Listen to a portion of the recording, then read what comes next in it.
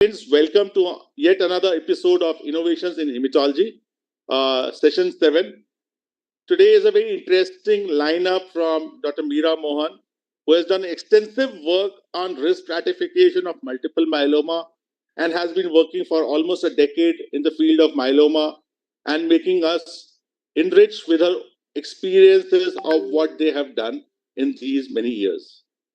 Dr. Nikhil has been spearheading this wonderful series for past 6 months. I think the amount of love, respect, and attendance all of us has shown towards this is a remarkable phenomena for all of us. From every time 200 to 500 plus people attending these webinars shows the interest of not only Indian audiences but doctors across 40 countries joining in to understand and unravel the mysteries of the diseases so that each and individual can live longer and potentially achieve cure. So with this, we hand over to Dr. Nikhil for further proceedings. Thank you, Dr. Nikhil. Thank you, Dr. Bhargav. I welcome all of you to today's webinar on risk stratification in multiple myeloma. This is something which has evolved over the years, and we have seen more and more markers and innovative technologies coming into this space. So before we go ahead with that, I would like to briefly tell our audience about our approach when it comes to newly diagnosed as well as relapsed multiple myeloma patients.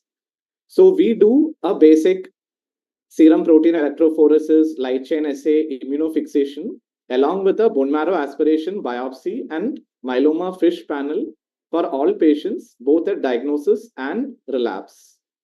We use both the RISS as well as the MSPART risk stratification to make treatment decisions. We, however, do not do conventional cytogenetics for all our patients. Of late, for few of our patients, especially patients with a refractory disease and who have relapsed and not responding to conventional treatment, we have been trying to do an NGS. This has thrown up more questions than answers, and many a time we end up picking up something which is a chip, and the significance of this is something which we have to discuss further. So for today's webinar session, we have with us Dr. Meera Mohan, who is an assistant professor in the Department of BMT and Cellular Therapy at Medical College of Wisconsin. Dr. Mohan completed her fellowship in hemato-oncology and training at the prestigious University of Arkansas for Medical Science. She has worked and trained with some of the leading myeloma experts at the prestigious Myeloma Institute of Research and Therapeutics at the University of Arkansas. She has numerous publications in both national and international journals. During her fellowship, she was awarded the Career Development Grant from the Conquer Cancer Foundation, Annual Meeting Merit Award, and the Editorial Fellowship from ASCO. Her primary focus is to design and conduct clinical trials geared towards improving outcomes in multiple myeloma. I would hand over the session to Dr. Meera Mohan. Over to you, Dr. Meera. I have stopped sharing my screen.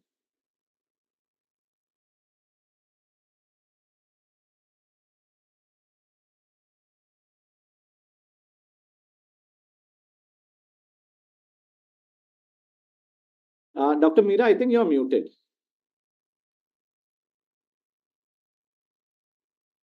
Yeah, thank you, Nikhil, for the kind introduction. I hope you can see my slides. Yeah, your slides are visible. Perfect. Okay. All right. So good evening. Thank you, the organizers for this wonderful opportunity. So over the next 35 to 40 minutes, I'll try to go over risk stratification in multiple myeloma, what is new in 2024.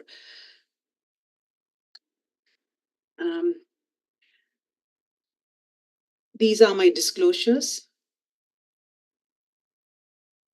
So multiple myeloma, as we know, is a malignant disorder that arises from plasma cells, which are terminally differentiated B lymphocytes.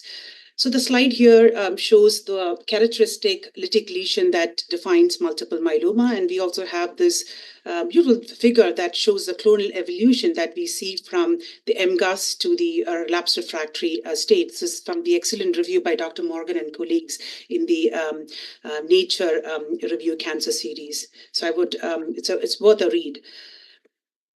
So coming to diagnostic tools that we use in a day-to-day clinical practice. So all patients who are referred to us for multiple myeloma, we only see patients with multiple myeloma, so they should have an established diagnosis before coming in. But in a patient with suspected plasma cell dyscrasia, these are the investigation that I typically order. Serum protein electrophoresis is used to detect the M spike in the serum. The M spike refers to a large amount of monoclonal IgG protein. We always order a serum immunofixation along with the SPEP. The idea here is that SPEP is based upon a charge base of the protein on gel, and it has a low sensitivity and can miss small amount of M protein and light chain.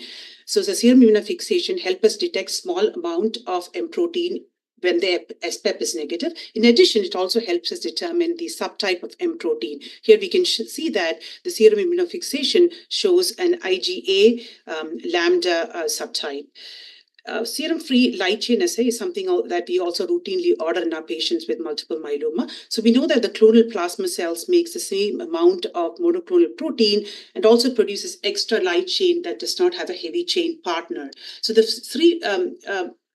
serum-free light chain assay is used to detect the free light chain. It's important because if you don't order this test, we will be missing nearly 10 to 15% of myeloma that secretes just light chain. Additionally, we will also be missing AL amyloidosis, which can present with just an elevated light chain.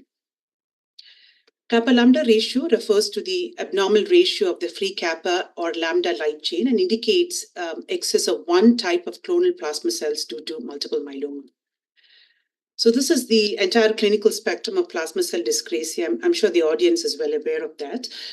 So we have a precursor condition called MGUS that's present in roughly 3 to 4% of patients over the age of 50.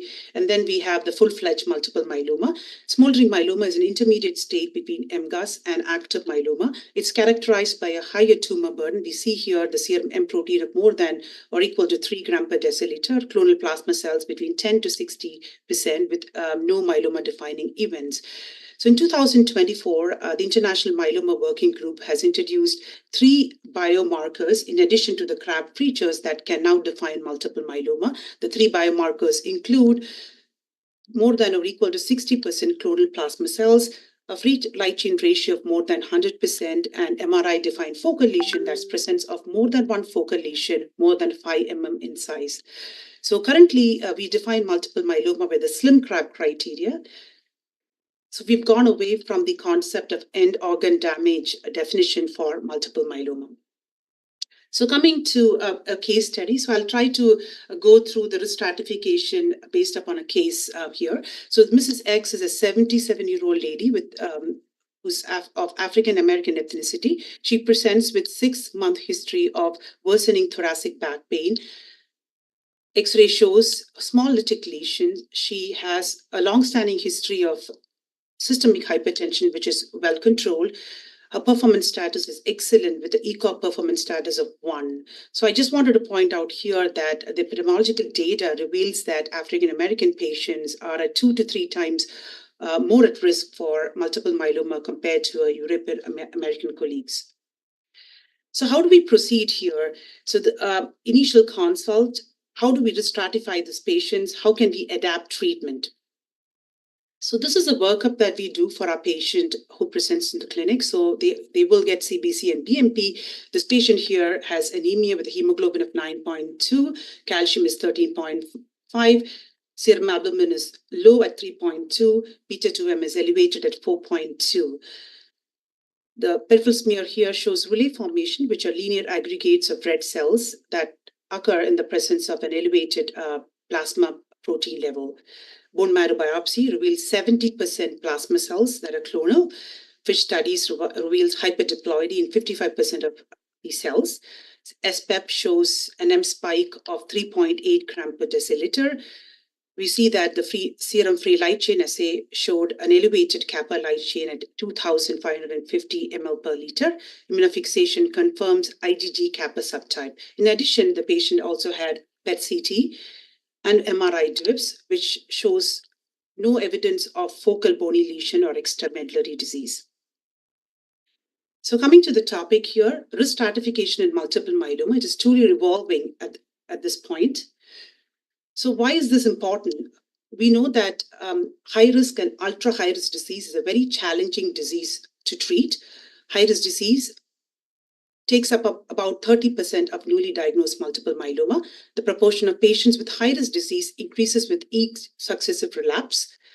High-risk disease is a significant cause of mortality in multiple myeloma, and unfortunately, the current therapies, including CAR-T and bispecific antibodies, have really not shown significant improvement in outcomes in that high-risk or ultra-high-risk disease population. So what are the factors that affect outcome in multiple myeloma? We can broadly divide them into disease, host, and treatment-related factors. The disease-related factors include plasma cell-related factors such as genetic abnormalities detected by our FISH studies or gene expression profiling studies, serum LDH, circulating plasma cells. Plasma cell proliferation index is really an obsolete test that was used in the past. Currently, it's not something that they use in the clinic. I also want to introduce the idea of novel imaging. So novel imaging is an important prognostic tool that we use in patients with multiple myeloma. So focal lesions refer to bony focal lesion, which are aggregates of myeloma cells in the skeletal system. These can be detected by novel imaging studies, both PET-CT and MRI. Extramedullary disease, as we all know, is another important prognostic marker in multiple myeloma, and this is best detected by a PET-CT diagnosis. Host factors such as age, performance status, especially frailty of a patient, as well as medical comorbidities are important considerations and can affect outcomes in our patients with multiple myeloma. And coming to the treatment-related factors, response to therapy is an important predictor of long-term outcome. We know that duration and depth of response, particularly the minimal residual disease status or MRD status, is an important predictor of both progression-free and overall survival. We're also aware of transplant eligibility as one of the factors that affect outcome in patients with multiple myeloma. So with the introduction of quadruple therapy, even quadruple therapy in patients who are transplant ineligible, we're really questioning the transplant eligibility criteria, and we're going away from using that term and replacing it with quadruple therapy eligibility criteria. So this is a very simple slide that shows the overview of genetic abnormality in multiple myeloma. So we can broadly divide them into hyperdiploidy. We can broadly divide them into primary genetic abnormality and secondary genetic abnormality. So primary genetic abnormalities are those that are established at an MGUS state, that they produce a dominant clone, and then they are universally present within the myeloma cell of an individual. Secondary abnormalities are those that are acquired as the disease evolves from MGUS to multiple myeloma to the relapse state, and they produce a diverse subclonal disease. The primary genetic abnormalities can be divided into hyperdiploidy and non-hyperdiploidy. Hyperdiploidy refers to gain in the odd chromosome, as we all know. Non-hyperdiploidy is pretty much those translocations. The translocations include 1114, 414, 1416, and 1420. So just briefly about 1114, we know that this is now a standard risk feature in multiple myeloma. It's an important subgroup accounting for about 15 to 20% of all newly diagnosed multiple myeloma. This is also an important group because now we can target this with venetoclax, which is our precision medicine. Additionally, we know that a subset of patients with 1114 translocation can also express CD20. So this is what we call the group that can behave like MGUS. So these are patients that have the lowest response rate but have excellent outcome. 414 translocation accounts for about 10 to 15% of myeloma. I'll be going over what is new in 414 translocation. A subset of patients with 414 translocation really have poorly behaved myeloma.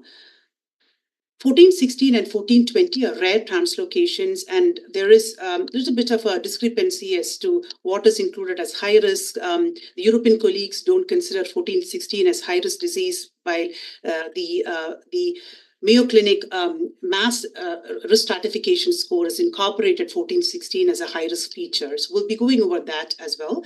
Secondary events include primarily abnormalities in the chromosome 1, such as 1q21 gain and deletion 1p, and 17p deletion, including TP53 mutation, is a high risk feature in multiple myeloma.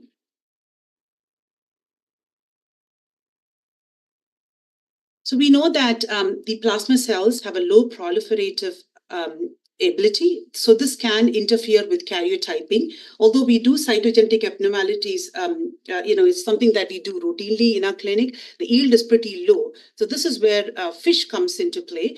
FISH, or fluorescent in situ hybridization, is a standard test offered to all patients with newly diagnosed as well as relapsed refractory multiple myeloma. So we know that there is variations in the plasma cell enrichment method, prop selection, as well as cutoff values.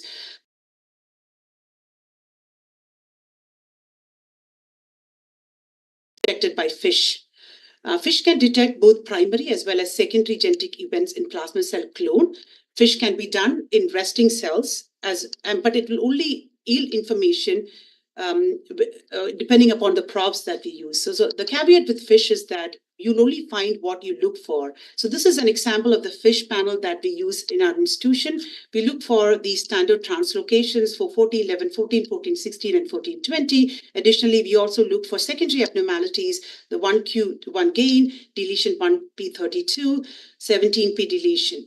So these are the standard FISH panel that we do. The cutoffs again vary, which I'll be going through in the subsequent slides. So there was a question about what is the value of next generation sequencing in multiple myeloma. So we know that when we do next generation sequencing, as Nikhil pointed out, there are more questions than answers. So it can yield many mutations, and really the clinical significance of some of these mutations is largely unknown. So next generation sequencing is really not done in a routine clinical practice.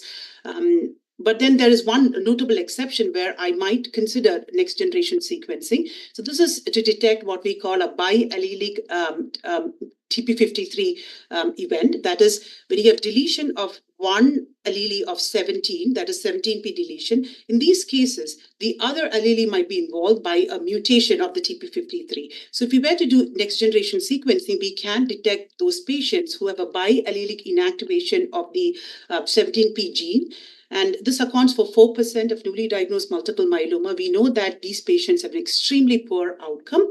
However, at this point of time, we don't adapt treatment based upon the risk of the patient. So patient who come in see us, they do get the quadruple induction, which is currently the standard of care, and patients who are eligible for transplant, we proceed with upfront transplant. I mean, there is this concept of delayed transplant, but it varies from institution to institution. So we are a very transplant and a cellular therapy heavy center. So we offer upfront transplant for all of our eligible patients. So this might come into play as we have CAR and bispecific antibodies that are slowly moving into an upfront setting. So in that setting, maybe the value of next generation sequencing routinely in the clinic might make sense, but currently that is not something that we do in the clinic. So this is actually a slide from this chapter by Dr. Matthew Rees and colleagues at the ASCO Educational Book of 2024. So this pretty much summarizes the primary and secondary abnormalities. And actually, this is a good read. And if you all are interested in immunotherapy, CARs and bispecific, we also have a book chapter in the same ASCO Educational Book. It's actually free, available for download. You don't really need to subscribe. It's the ASCO 2024 book. So coming to 414 translocation in multiple myeloma. So are all 414 in multiple myeloma the same? The answer is no. So 414 translocation is only considered a high-risk feature if it is associated with other abnormalities such as 1q21 deletion 1p or deletion 17p. So this is the new IMWG consensus definition. I'll be going over that as well. But standalone, 414 is considered a high risk, but not a ultra high risk feature. So this is actually a very recent publication by the European colleagues. In this study, they included 258 patients with FISH-confirmed 14 translocation across various clinical trials. So this is a very heterogeneously treated patient population. Some patients did receive VRD induction. There was a varying maintenance approach, but all patients did receive an autologous stem cell transplantation. So the patient samples, bone marrow samples, were subjected to whole genome sequencing and transcriptomic analysis. So using this approach, they found that patients with 414 translocation can be stratified into 3 groups with distinct outcomes. So the outcome of patients with 414 translocation really depends upon the translocation breakpoint located in the NSD2 gene and the expression of the IGH NSD2 fusion transcript. So here we can see that this group here is a group that's labeled as no disruption. So these are patients with 414 translocation. Nearly half of the patients belong to this category, and they have an excellent overall survival of 75 months. So here, the translocation breakpoint occurs upstream of the NSD2 gene. So the gene as such is not involved in this group. And intuitively, they have the best outcome. And then we have 2 other groups here. The early disruption involves the breakpoint in the 5-UTR region. So thus, they have an intermediate outcome between these 2 groups. The overall survival is nearly 60 months. And then we have the late disruption group, which is about a third of the patients. The overall survival is actually poor at 28 months. In the late disruption group, the translocation breakpoint actually involved the NSD2 gene. So thus, in this study, they've shown for the first time that the clinical utility of the NSD2 breakpoint analysis is an additional tool that can help us identify and risk stratify patients with 414 translocation. So not all patients with 414 translocation behave the same.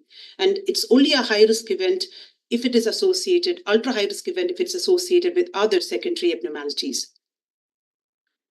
So coming to the 1416 translocation, we know that this is also a high-risk event as per the new International Myeloma Consensus definition, but it's only considered an ultra-high-risk event if it's associated with other secondary abnormalities as shown here. So this accounts for 3 to 5% of newly diagnosed multiple myeloma. And we know that this subgroup as such is enriched in the APOBEC mutation signature, which is really a high-risk signature described by Dr. Walker and colleagues a few years ago.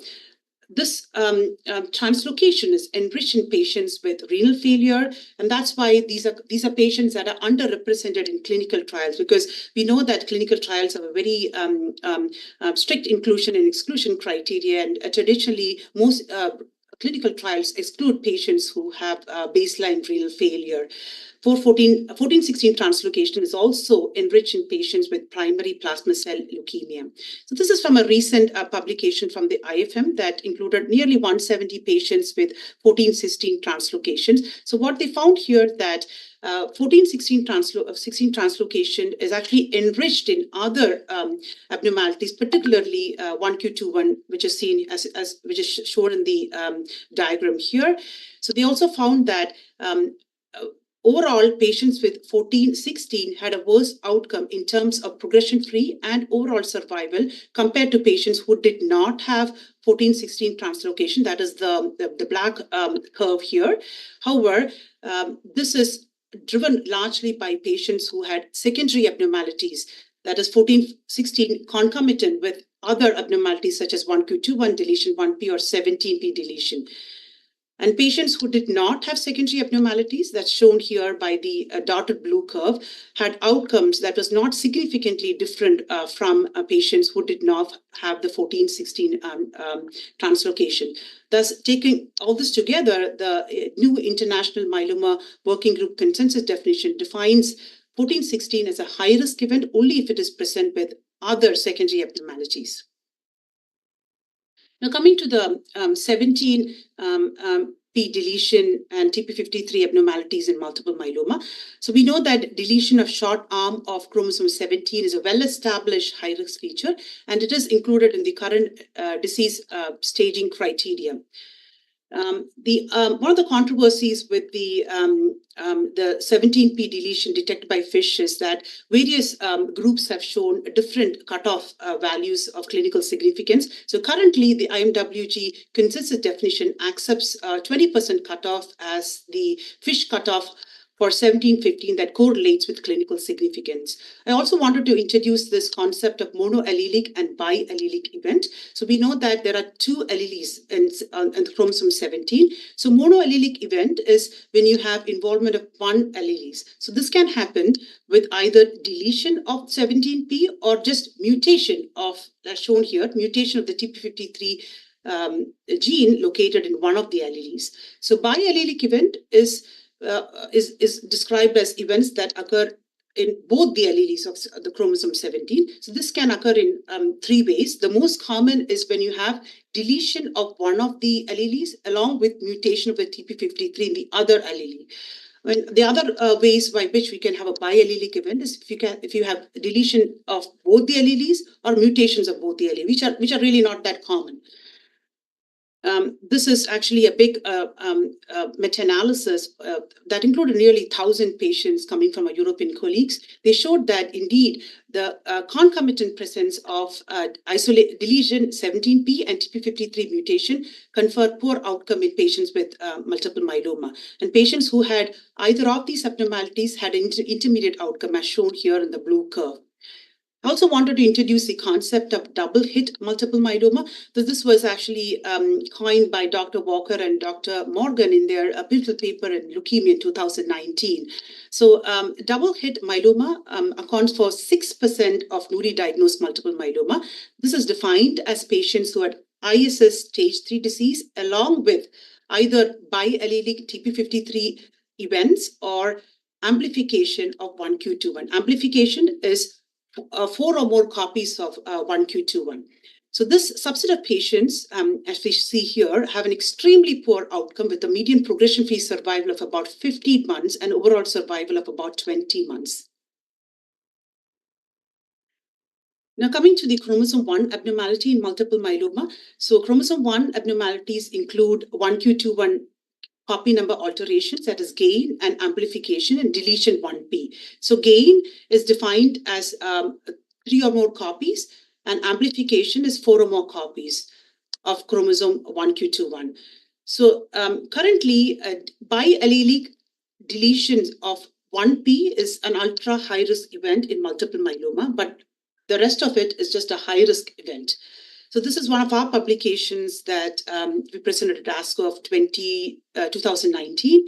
So this included about 1,000 patients treated on the total therapy clinical trial protocol, where we showed that both gain as well as amplification of 1q21 was associated with inferior progression-free and overall survival. And this was true on multivariate analysis incorporating well-established risk factors.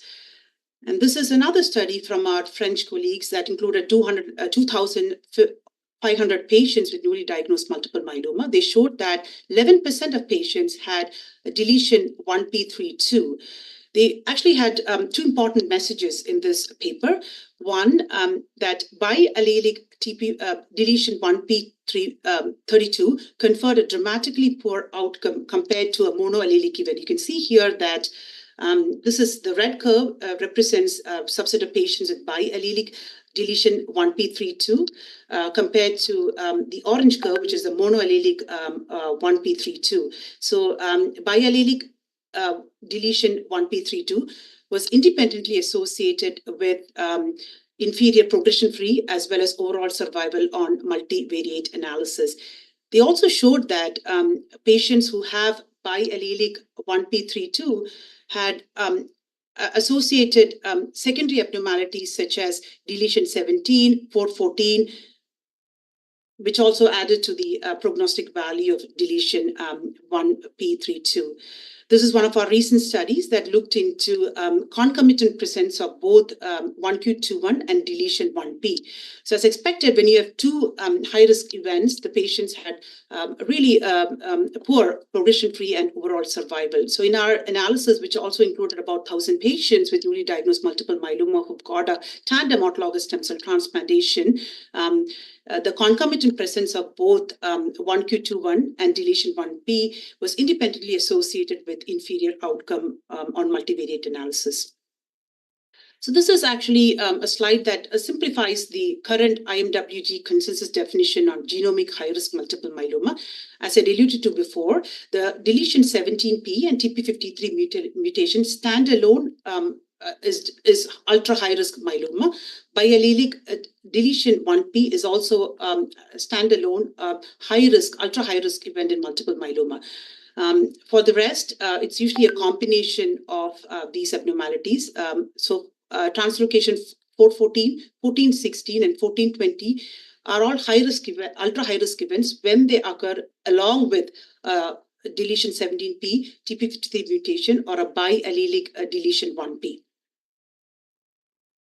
So I just wanted to go over some of the risk stratification tools that we use in the clinic. As we all know, RISS is the most commonly used risk stratification tool in newly diagnosed patients with multiple myeloma. So this is based upon readily available laboratory data, beta-2M, serum albumin, LDH, and also it includes cytogenetic abnormalities 17p, 414, and 1416.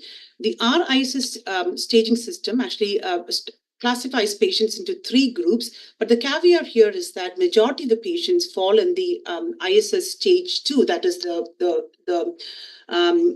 yellow curve here. It's a large group and it's a clinically heterogeneous group. So we really need better risk stratification to identify, and further risk stratify these patients, particularly the patients who belong to the RISS stage 2. The Mayo additive staging system is another recently incorporated staging system, and as the name alludes to, it is an additive staging system. It incorporates 1q21, 1416, in addition to 1420, 414, and deletion 17p. R2ISS is R2ISS, or the second revision of ISS staging system, is another staging system that was introduced by our European colleagues. So this actually builds upon the ISS staging system and incorporates additional cytogenetic abnormalities, that is 17p, 414, and 1q21. So again, of note here, they have not included 1416 into the R2ISS staging system. So the R2ISS staging system identifies patients into 4 different groups with distinct clinical outcomes. The other risk stratification tool that are available out there is the RISS1Q staging system that was published by our German colleagues. And then we have more recently a personalized scoring system that was recently published by Ola Langren and the group in JCO. So the existing staging system have several issues. One, they don't identify patients who are functional high risk. We all know functional high risk is really an unmet need. So these are patients who have poor outcomes, who have early relapses following autologous stem cell transplantation, and they're not patients that we can identify by the standard risk stratification tool that we have.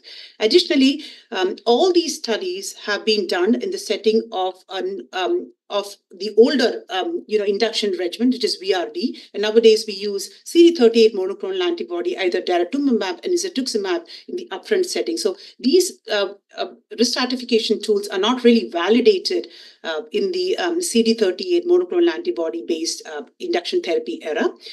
And we know that novel imaging is another important risk stratification method, and none of these tools have incorporated novel imaging into their algorithm. And that's really important because we have a lot of data, both retrospective and prospective, showing the value of novel imaging in patients with both newly diagnosed as well as relapsed refractory multiple myeloma. So I want to briefly go over gene expression profiling in multiple myeloma. So the gene expression profiling is an important step in elucidating the molecular heterogeneity of multiple myeloma. So the UAMS Myeloma Center actually were pioneers in this. They were the first in the world to introduce the gene expression profiling in multiple myeloma. They call this the UAMS 70 gene scoring system. So this was based upon gene expression profiling data, and they identified 70 genes that was differentially expressed in patients with high-risk disease. And interestingly, majority of these genes were mapped to the chromosome 1. So they really showed back in the day, some decades ago, that chromosome 1 is really an important prognostic tool in multiple myeloma. So the UMS 70 gene profile is a validated tool, and it can identify 13% of patients who have high-risk multiple myeloma. There are other gene expression assays that are available. However, these are not really widely adapted in clinical practice because they're not standardized and none of them are currently FDA approved for use. We do use them in a clinical trial setting. One of the clinical trials that have incorporated gene expression profiling, that is the SKY 92 assay, is the Optimum trial from the UK. So in this study, gene expression profiling defined high risk was one of the inclusion criteria. So they really show how this could be incorporated into the modern day clinical trials. So this is actually a paper by Dr. Kaiser and colleagues published in the British Journal of Hematology. They show that if you were to use gene expression profiling, that is SKY 92, you could identify 10 to 15% of high-risk patients that could otherwise be missed if we were to just use standard genetics such as FISH and cytogenetics. So circulating plasma cells and plasma cell leukemia. Circulating plasma cell represents a subset of clonal bone marrow myeloma cells, which has a distinct transcriptional profile. So the circulating plasma cells tend to have reduced expression of integrin adhesion protein, and they have lower dependency on the bone marrow milieu and increased ability to egress into the peripheral blood. We think that these circulating plasma cells have a higher clonogenic potential, and this could contribute to the distribution of myeloma in the extramedullary site. So these are actually two large European studies that was published in JCO in 2022. So this is in a patient population that is transplant eligible, newly diagnosed. And here circulating tumor cells was detected by Euroflow assay, which is a sensitivity of 10⁻⁵. So the authors here showed that the presence of circulating tumor cells, that's 2 or more percentage, was associated with inferior progression-free and overall survival. Additionally, the same edition of JCO, they had another publication now from the Forte trial. Forte trial is an Italian trial that enrolled patients with newly diagnosed multiple myeloma and had transplant incorporated into the trial. So in this study, circulating tumor cells was detected using multi-flow color assay with a sensitivity of 10⁻⁴ to 10⁻⁵. And they here showed the same finding pretty much, that a high level of circulating tumor cell was associated with inferior progression-free and overall survival. And this was true on multivariate analysis incorporating well-established risk factors such as ISS stage, cytogenetics, and LDH levels. And in the study, they also showed that MRD negativity was the most important factor that can modulate the adverse prognosis of circulating tumor cells. So taking all this together, the new International Myeloma Working Group consensus definition defines the presence of more than or equal to 2% circulating plasma cells as an ultra-high-risk feature in multiple myeloma. I also want to briefly discuss the evolving diagnostic criteria of primary plasma cell leukemia.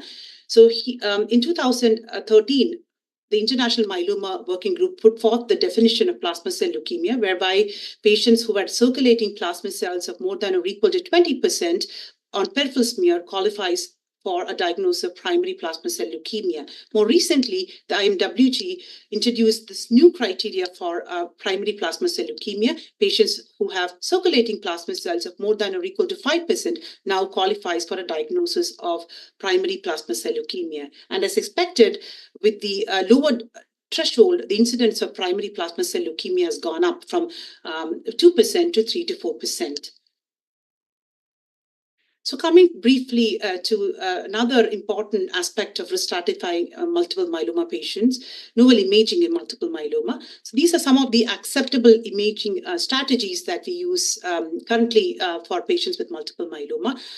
In our practice, we try to get a PET-CT. I'll go over the data on MRI DUPS, but MRI DUPS is pretty much the gold standard for detecting bony focal lesions in patients with multiple myeloma. In an ideal world, these are complementary tests, and PET-CT and MRI DUPS should be ordered together, if possible, in all patients with newly diagnosed multiple myeloma. So this is actually one of our patients. So why is X-rays considered obsolete in 2024? So the slide here shows X-ray and MRI done simultaneously in this index patient. If you look at panel B, the X-ray appears normal at diagnosis, and the corresponding MRI DUPS that was done is also reported as normal. But over time, the patient develops additional bony focal lesions. So here, the X-ray done at that time pretty much is normal, but then the MRI DUPS now picked up two bony focal lesions involving the sacrum as well as the lesser trochanter. Thus, we know that X-rays are suboptimal tests, and they can fail to capture these important findings that are of clinical significance in patients with multiple myeloma. So PET-CT, as we all know, measures the glucose uptake, and it is an excellent test to detect extramedullary disease. However, there is 11% false negative rate that is related to the deficiency of the hexokinase enzyme that are important in glucose metabolism. That was actually described first by Dr. Rashi and colleagues at UAMS. And then we have MRI DUPS, which measures water mobility. So the MRI DUPS is really the gold standard for detecting bony focal lesions in multiple myeloma. The advantage of MRI over PET-CT is that there's no dietary restrictions involved. You don't need to ask our patients to fast. There's no radioactivity involved as such. However, the disadvantage of an MRI DUPS is that it's not a good test to detect extramedullary disease. So thus, in an ideal setting, both PET and MRI DUPS are complementary and should be ordered together, if possible, in patients with multiple myeloma. So what's the data that we have on PET and myeloma outcome? Again, this comes from the UAMS Myeloma Center, where they showed that presence of 3 or more focal bony lesions at diagnosis confers an inferior progression-free and overall survival. I just also want to show what a normal PET looks like, and this is a highly abnormal PET in a patient with multiple myeloma.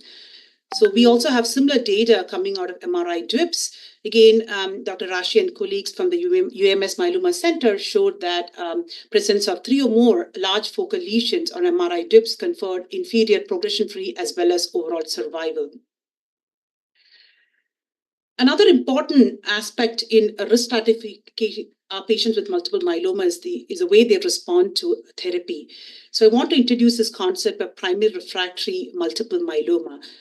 So this is actually data from the Mayo Clinic. It's a single center study that included nearly 1,000 patients with newly diagnosed multiple myeloma. In the study, patients received upfront triplet regimen of VRD or KRD, and a small subset of patients also received quadruple, that is CD38 monoclonal antibody therapy, which is currently the standard of care in the United States.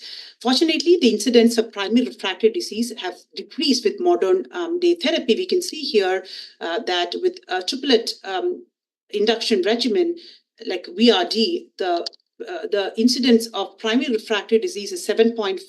It's come down to 2.5% in patients who receive a quadruple induction therapy upfront. We also see here that the patients who have primary refractory disease have an inferior overall survival of nearly 4 years compared to 11 years in patients who respond to upfront therapy. primary refractory disease, thus overall has inferior outcomes.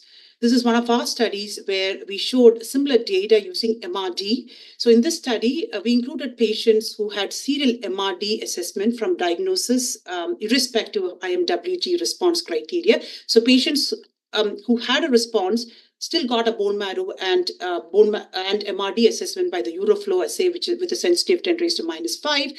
So here, patients who had a persistent MRD disease had an inferior progression-free and overall survival. If you look at the overall survival, it's pretty much similar to what we see with primary refractory disease. Thus, persistent MRD disease is really the new primary refractory disease. And this is obviously worse in the setting of gene expression profiling high-risk disease, as shown here in the curves in the bottom.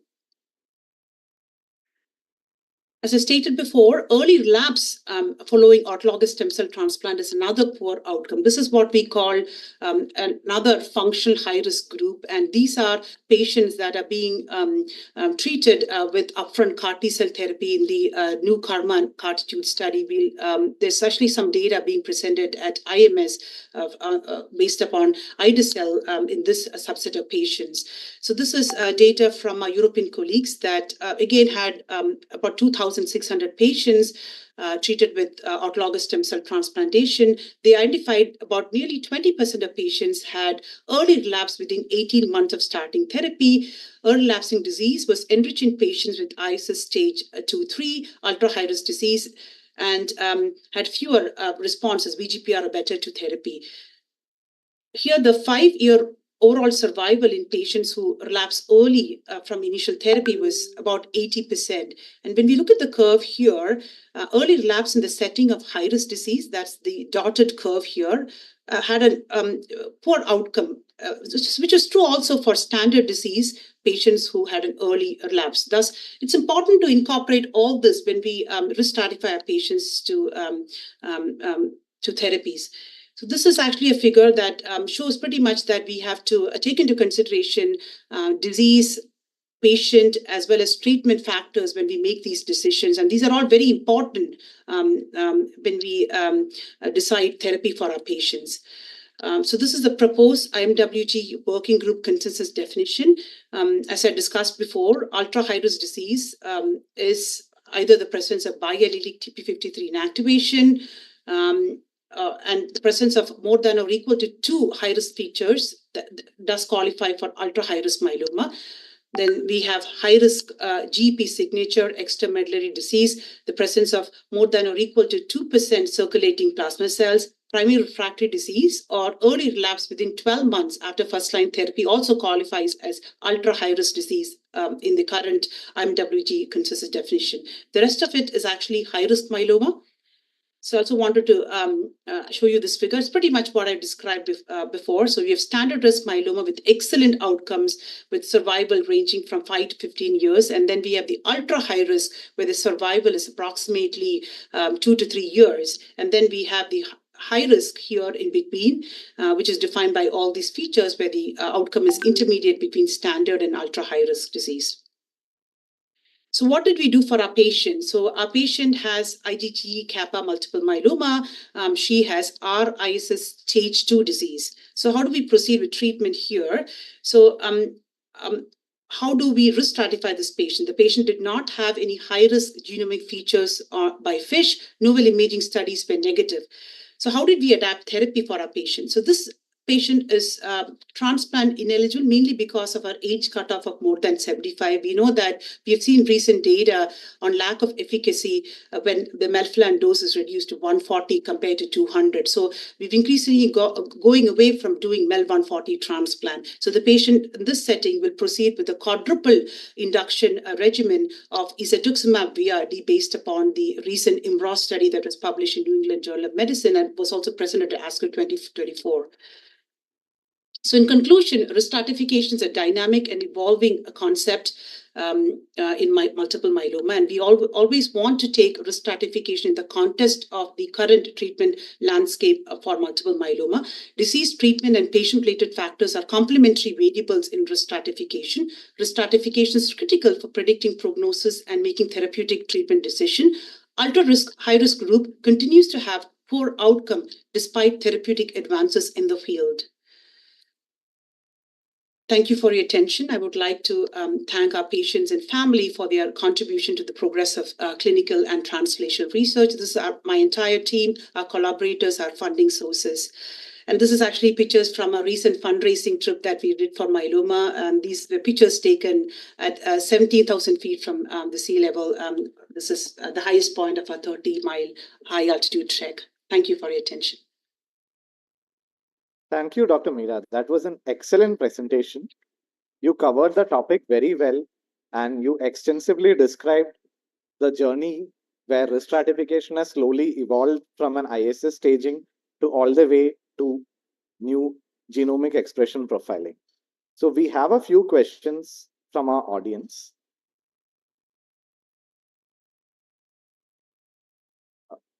As far as the TP53 mutation is concerned, how does the VAF play a role when it comes to risk stratification? How does, sorry, what was that? NGS? What did you say?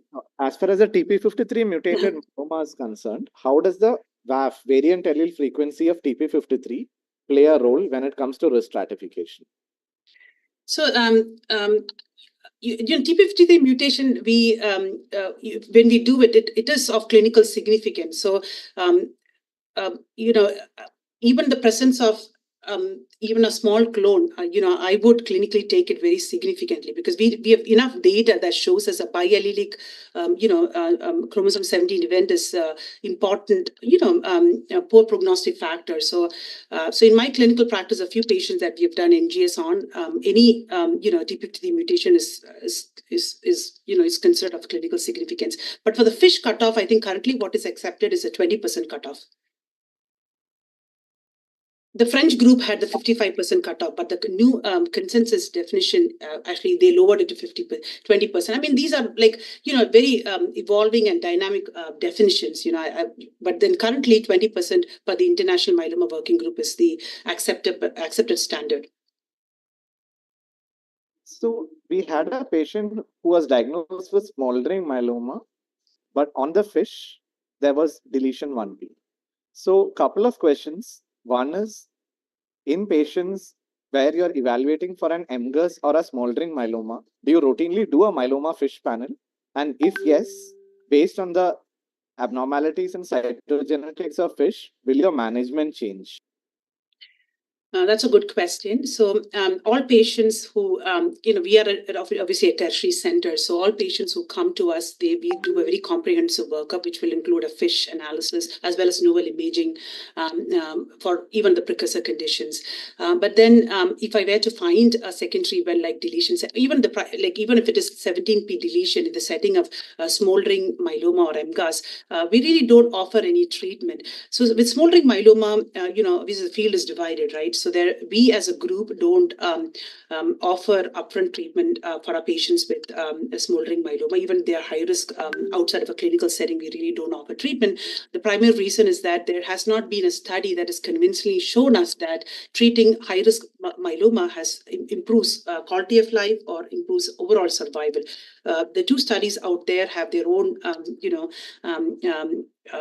they have their own issues, which is another topic. But currently, we don't treat patients with smoldering myeloma, even if they have 17p deletion or chromosome 1 abnormality. And do you think outside of a clinical trial setting? Sorry, in a clinical trial, we obviously have treated patients. In India, as you must be aware, we have financial constraints when it comes to baseline investigations. So do you think if we are doing a myeloma FISH panel for all patients, should we still do a cytogenetics as part of baseline risk stratification? So it all depends on, I understand the limitations in our resources that we want to allocate it to, patients who need it the most, right? So the risk stratification is important only when we can adapt therapy accordingly, right? So let's say that if you were to find a biallelic TP53 event, are you going to adapt your therapy? That's some important question. Even currently, we don't adapt therapy. So all patients who come in, even if they have the upfront therapy is the same. They get data or isatuximab along with VRD upfront transplant. Then they usually enroll on a clinical trial in the maintenance setting. But then we also have CAR T cell therapy available in the second line, right? So these are some of the patients that I might consider, CAR T early as standard of care, or patients if they have a clinical trial in that setting, I might consider it. But it all depends on the, you have to take how are you going to adapt therapy? That's an important consideration, So in your practice, for these high-risk patients, do you think CAR T cell therapy overrides or overcomes the adverse prognostic impact of these mutations? I know it's a question which a lot of us are trying to answer, but what is your experience with this?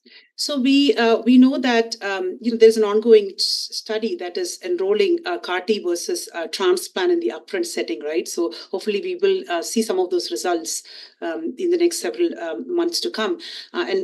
There's also this trial of upfront CAR T versus standard of care in patients who are not transplant eligible. So all these trials will help us understand. But we need to understand that CAR T therapy currently, as it is currently, it is a higher risk procedure. It's a high benefit, high risk procedure. We know that the non-relapse mortality with cilta-cel is about 15% compared to less than 1% with transplant, right? So we do over 100 CARs per year just for myeloma. So we have seen that over time, this is something that needs a close conversation with patient, especially with the risk and benefit. And as far as we know, especially in the relapse setting, post-CAR relapse are very common. It's not a curative treatment. So, really we don't have that data. But so I would offer, obviously, CAR to a patient upfront if the patient has high risk or ultra high risk disease in a clinical trial setting. I would offer that to a patient. Having said that,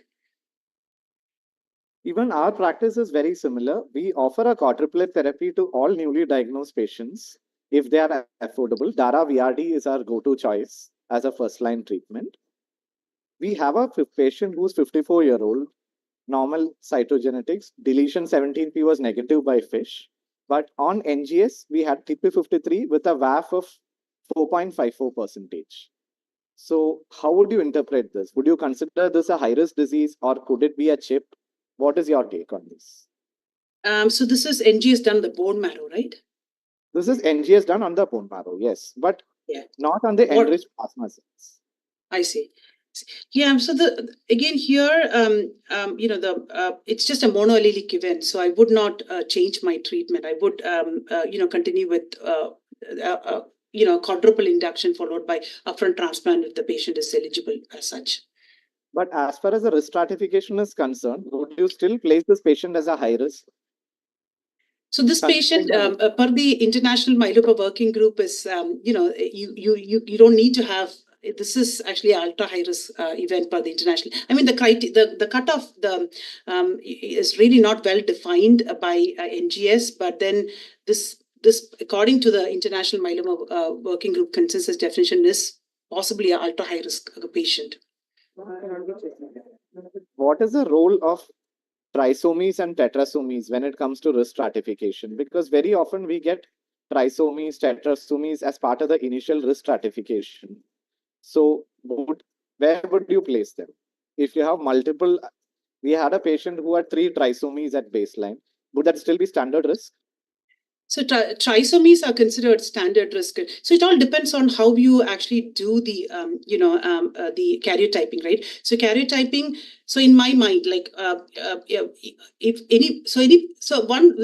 plasma cells have a low proliferative index, but then if you detect anything on karyotyping, they are not your normal well-behaved myeloma. So if there is a karyotype that is positive, I consider them as really not standard risk. I would consider them as patients who could possibly have, they're not going to have the well-behaved standard risk myeloma in my mind. So just because we know that anything that grows outside in a petri dish has to be, cannot be benign is what I meant. So. But all depends on the ability of the cytogenetic lab. Our lab here also, it's we do have issues with karyotyping as such, and with most patients coming back negative. So absolutely, we in fact face the same issue despite doing the karyotype and everything on enriched plasma cells, even then we have a lot of issue in getting reports. Many times the metaphases do not grow or we get a negative report. But having said that, in patients who have a positive, who have a cytogenetic abnormality, should that be followed up when we do subsequent marrows? And can that be used as a crude MRD marker also? Yeah, obviously, if the cytogenetics comes back positive and the bone marrow is morphologically negative, I would consider it as this is something, there are residual cells for sure, that for sure. Having said that, there's this excellent paper by Dr. Sawyer, and he's one of the first persons to actually describe chromosome 1 abnormality. So you guys should refer to that. I don't know how his lab can grow. It's always positive. I don't know how that happens, but yeah. But again, when you follow these patients, serially, how are you going to adapt therapy? That's the most important thing that you have to keep in mind. So some of our patients who have relapsed disease, I don't really routinely order bone marrow, because what am I going to do with the bone marrow? Unless they're on a trial, or there are some, like if they're pancytopenic, I'll get it because I don't know if the patient has underlying MDS, and we are increasingly seeing those, especially in the post-CAR setting and all that, right? So in those settings, I make sure that all patients who get CAR gets a bone marrow before CAR, because we have had several MDS like or chip like events that do pop up, and those are patients that I might not do a CAR as of now, because we are increasingly seeing myeloid malignancies post CAR. So but then routinely on patients with relapsed disease, I don't order bone marrows, and I don't really follow FISH and cytogenetics as such. What proportion of patients in your practice have a deletion 17p without a TP53 mutation? So about 10, about 10%, like less than 10% of patients. And many times we don't have a deletion 17p, and the other way around, we may get TP53 mutations on the NGS. So you mentioned in your talk, one of the areas where you would consider doing an NGS is to detect a biallelic TP53. But is there any specific subset of patients where you would do this? In other words, if patients have no deletion 17p on FISH, what are the probability that there can be a TP53 mutation detected on the NGS? So we really don't know the exact prevalence of that as such, right? So what we do, like what we all do in this country, is that there is a deletion 17p, then we look for mutations in the other alleles. So that's why NGS is really nothing. It's not something that we do in clinical practice. We do obviously when we have a translational, research project going on, but otherwise that's not something that we do. So this is similar to what we all do in the mantle cell space, right? They look for biallelic event only when there is one FISH defined event. And you mentioned about the prognostic significance of the NSG2 breakpoint. How do you look at that in your routine clinical practice? How do you look for it? So obviously, this is this is one paper from the European colleagues that actually tells us that 414 is a very heterogeneous group. So I think we already knew that 414 is a heterogeneous group, right? So again, but the current consensus definition does not get to that granular detail. So patients with 414 is considered high risk, not ultra high risk, but high risk. I mean, isolated 414 is a high risk feature. So in my practice, I don't really see the clinical value of further risk stratifying this patient, because I don't have a therapy that I can give to patients with an NSD2 breakpoint 414 translocation. They are sensitive to a proteasome inhibitor, so I try to make sure that patients get 414 translocation. I'll be very vigilant in the post-transplant maintenance setting. I try to give these patients a doublet maintenance, like daratumumab or isatuximab with Revlimid, or preferably on a clinical trial setting. And these are patients where small changes in their serum markers would be alarming, and these are patients that I would be super vigilant at this point. I think you've raised a very valid point. No matter what we look for, ultimately we need to look at whether we are going to change our clinical practice, whether it is going to affect the treatment. So Exactly. I think that's a very important point. Now, moving on to patients with extramedullary disease. Very often we have patients with significant extramedullary disease, but no increase in plasma cells in the marrow. So we may have plasmacytomas with multiple lytic lesions, but the bone marrow does not show significantly increased plasma cells. How do you risk-stratify these patients? And do So you do these the are, on solid tissue also? what did you say, Nikhil? What was the last part? Can you please Yeah, repeat? number one, how do you risk-stratify these patients? And do you do the myeloma FISH test on the biopsy specimen of plasmacytomas also? Yes, so this is actually an important, topic, especially now that we see all this post-CAR lapses, right? So in the upfront setting, this is what we call a macrofocal disease or oligo or non-secretory disease. Actually, this was described, macrofocal, that term was coined by Dr. Ashe and colleagues from the UMS Myeloma Center. So this is actually rare in the newly diagnosed setting, but we see a lot of this in the post-CAR and post-bispecific relapse setting.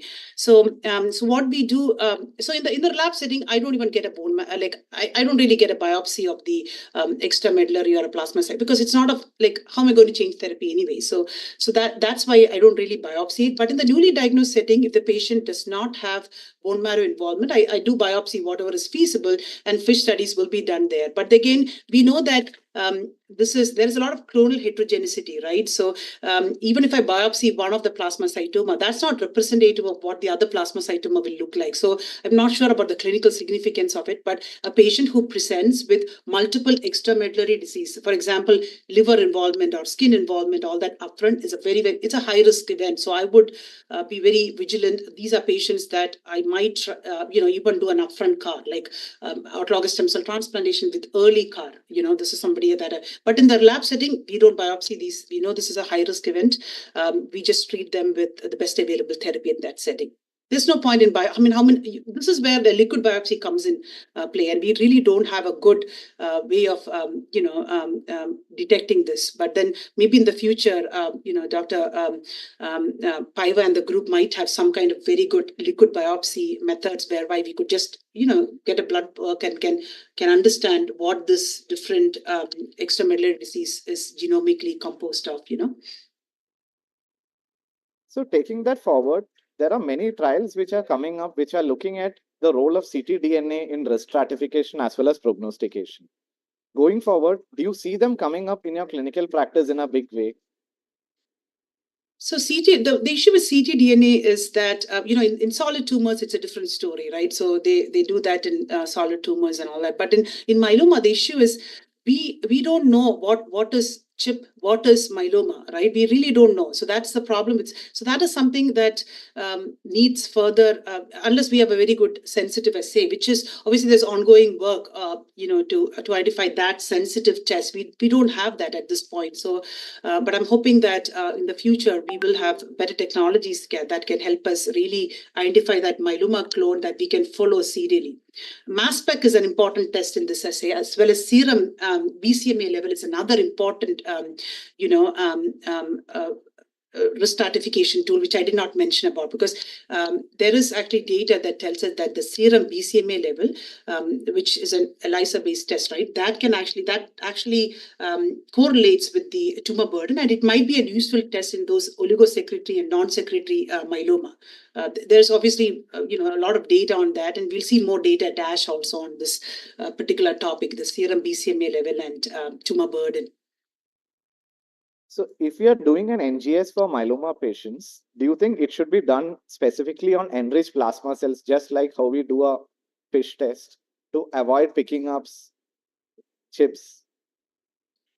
Yeah, I mean, there's a lot of heterogeneity in the way that you isolate plasma cells too, right? So like for example, even with FISH, which we do on CD38 selected cells, right? So the way that the way we do it here is we do the CD38 selection, and then there are other centers that look at like they do the IgG, the intra cytoplasmic IgG cell. There's the way you can select for those cells. So I really don't know which one is the right way of doing it. So I anticipate there'll be a lot of heterogeneity. Even with FISH, we have heterogeneity. So I'm not sure about what will be the ideal way of doing NGS, because as far as I'm concerned, NGS is not something that is of, it's not something that I could reliably use in clinical practice as of now, so I don't know what will be the ideal way of plasma cell selection.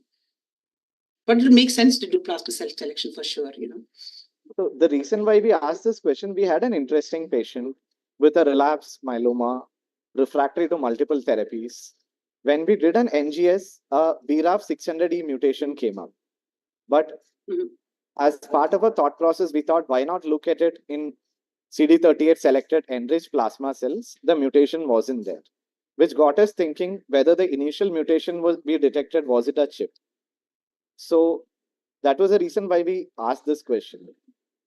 So obviously, BRAF mutations and they are present in a subset of patients with multiple myeloma, right? But that's not a chip-defining event either. So that is why, as you rightly said in the beginning of the talk, that when you do NGS routinely on patients, you have more questions than answers. But we obviously were part of this, study that used BRAF and MEK inhibitors for multiple myeloma, right? In those studies, the most of the clinical trials will need you to biopsy that particular, it's a plasma cell. It should be present in the plasma cells. So for our patients to be eligible for BRAF or a MEK inhibitor, for sure. And just to deviate slightly off the topic, in relapse setting, what is your experience with BRAF inhibitors? Do they work in multiply relapse patients where we don't have many treatment options left? Do you think vemurafenib and other BRAF inhibitors can be viable treatment options? I mean, they will. I mean, see, so currently the bar is so high, right? With bispecific and CARs, we are seeing upwards of 70 to 90% responses. So obviously, your MEK inhibitors and BRAF, inhibitors, these are not agents that produce those stellar response. We could see an overall response rate somewhere in the 20 to 30%. So I'm really like in 2020, I think when I started here, at that time we were looking for all these new therapies, but currently in 2024, I don't really see a role for this kind of precision medicine in myeloma. The only space where I would use a precision medicine kind of treatment is patients with 11-14 translocation. That's the only.